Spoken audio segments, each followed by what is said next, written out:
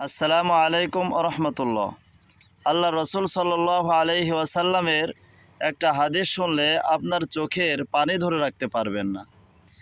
হাদিসটি হচ্ছে, রক্তের সম্পৃক্ত যত মানুষ আছে এমন একটা দিন আসবে যেদিন কোনো সম্পর্কই আপনার কাজে আসবে না, যেদিন ভাই ভাইয়ের পরিচয় দিবে না, যেদিন সন্তান তার মায়ের পরিচয় দিবে না, মা তার সন্তানের পরিচয় গোপন করবে।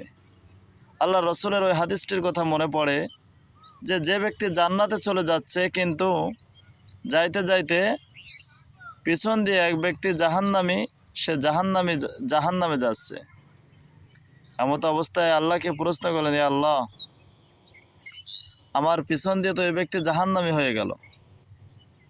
আল্লাহ রাব্বুল আলামিন বলেন, ও তো অন্যায় করেছে, পাপিষ্ঠ, তাই জাহান্নামে যাচ্ছে। তখন আল্লাহকে ওই জান্নাতি ব্যক্তি বলবে, হ্যাঁ আল্লাহ, ওই ব্যক্তিকে তো আমি আপনার জন্যই ভালোবাসতাম। তখন আল্লাহ রাব্বুল আলামিন বলবেন, যাও, তোমাকে ওই ব্যক্তির সাথে, ওই ব্যক্তিকেও মাফ করে দিলাম, তোমার সাথে জান্নাতে নিয়ে যাও।